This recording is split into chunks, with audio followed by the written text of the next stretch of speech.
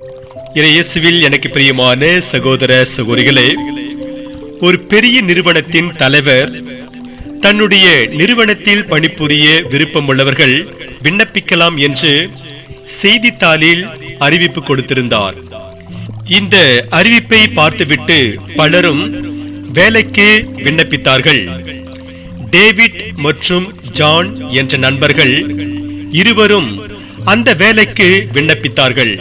அவ்வாறு அவர்கள் வேலைக்கு விண்ணப்பிக்கும் பொழுது டேவிட் தன்னுடைய சிறப்பு தகுதிகளை மட்டும் தன் விவர குறிப்பில், அதாவது பயோடேட்டா, அதில் குறிப்பிட்டான். ஜானோ சற்று வித்தியாசமாக தன்னுடைய தகுதிகளை மட்டுமல்லாமல் பலவீனங்களையும் அவன் தன்னுடைய விவர குறிப்பில் எழுதி அனுப்பி வைத்தான்.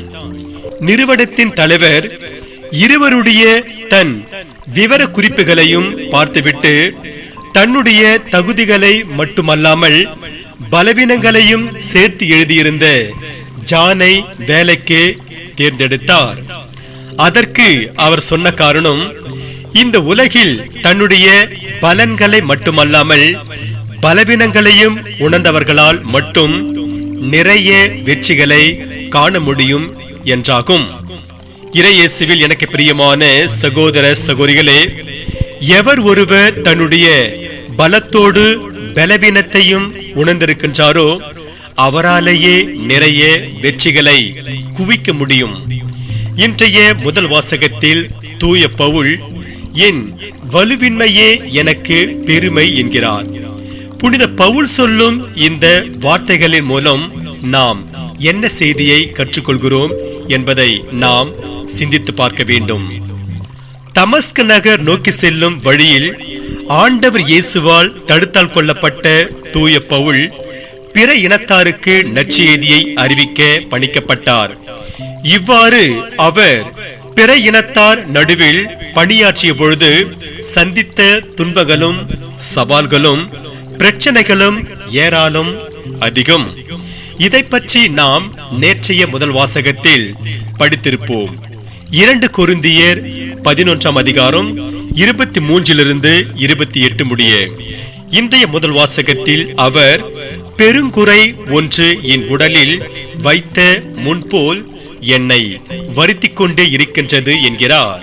பெருங்குறை என்று பவுல் சொல்வதை அவர் எதிர்கொண்ட போலி இறைவாக்கினர்கள் பார்வை குறைவு இன்னும் பலவாக இருக்கலாம் என்று திருவிவிலிய அறிஞர்கள் சொல்வார்கள்.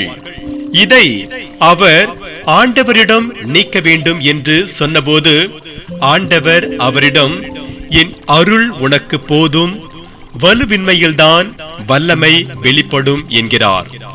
எனவே இறையேசு பிரியமான சகோதர சகோதரிகளே, தூய பவுல் என் வலுவின்மையே எனக்கு பெருமை என்கிறார். ஆதலால் நாம் குறைபாடோடு இருக்கின்றோம் என்பதை நினைத்து வருந்தாமல் ஆண்டவர் தன் அருளால் நம் குறைகளையெல்லாம் நிறைவாக்குவார் என்ற நம்பிக்கையோடு புனித பவுலை போல ஆண்டவரிடம் நம்பிக்கை வைத்து பணி செய்வோம்.